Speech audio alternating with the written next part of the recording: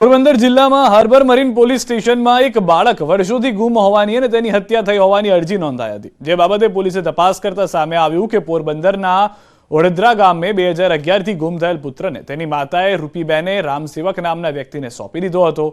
પોતે 1 વર્ષના બાળકની સારવાર કરાવી ન શકતા હોવાથી તેને ઉત્તર પ્રદેશના રહેવાસી રામસેવકને આપી દીધો। પાલક પિતા રામસેવક અને ગુમ થયેલ પુત્ર અનુજકુમાર ગુપ્તાને પોરબંદર પોલીસ સ્ટેશન લાવવામાં આવ્યા હતા। આ મામલે યુવકની માતાએ રાજી ખુશીથી પોતાના બાળકની સોંપણી રામસેવકને કરી હતી। અનુજકુમાર ગુપ્તાએ પણ રામસેવક વિરુદ્ધ કોઈ ફરિયાદ ન કરી હતી, જેથી મામલે પોલીસે કોઈ ગુનામાં કાર્યવાહી કરી નથી।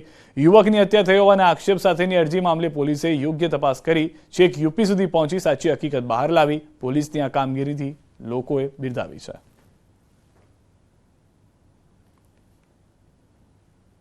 આ બાળકનું નામ છે એ અનુજ રામસેવક ગુપ્તા છે અને એના પિતા સાથે રહે છે અને આગામી એપ્રિલ મહિનામાં એના લગ્ન પણ થવાના છે।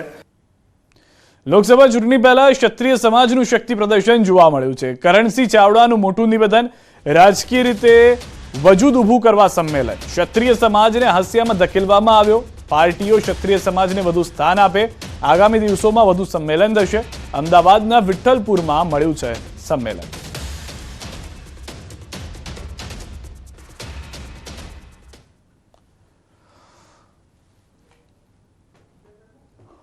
લોકસભામાં અથવા આપ કહો છો એમ કે રાજકારણમાં ક્ષત્રિય સમાજનું વજૂદ ઊભું કરવા માટેનું પણ આ સંમેલન આપ ગણી શકો।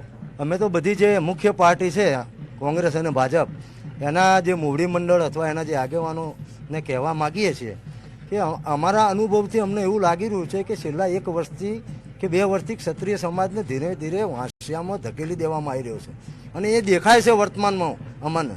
એટલા માટે અમે માગણી એ કરીએ છીએ કે બંને પક્ષો અમને વધારેમાં વધારે લોકસભામાં, બોર્ડ નિગમમાં, પક્ષોના સંગઠનમાં અમને સ્થાન આપે। પંચમહાલ ડેરી દ્વારા સતત બીજા વર્ષે 8 કિલોમીટર લાંબી મેરેથોન દોડનું આયોજન કરાયું હતું। મેરેથોન દોડમાં 1200થી વધારે દોડવીરો ઉત્સાહભેર ભાગ લીધો હતો। અલગ અલગ કેટેગરીમાં આ સ્પર્ધાનું આયોજન કરાયું હતું। પંચમહાલ ડેરીના ચેરમેન અને ગુજરાત વિધાનસભા ઉપાધ્યક્ષ જેઠાભાઈ ભરવાડની ઉપસ્થિતિમાં વિજેતાઓને સન્માનિત કરાયા હતા। પંચમહાલ ડેરીથી ડેરીના એમડી અને ચીફ જનરલ મેનેજરે મેરેથોન ફ્લેગ ઓફ કર્યું। મેરેથોન માર્ગ પર મેરેથોનમાં ભાગ લેનાર માટે રિફ્રેશમેન્ટ પણ વ્યવસ્થા કરાઈ। નાગરિકોની સુખાકારી અને સ્વાસ્થ્યને ધ્યાનમાં રાખી પંચમહાલ ડેરી તરફથી આયોજન કરાયું હતું।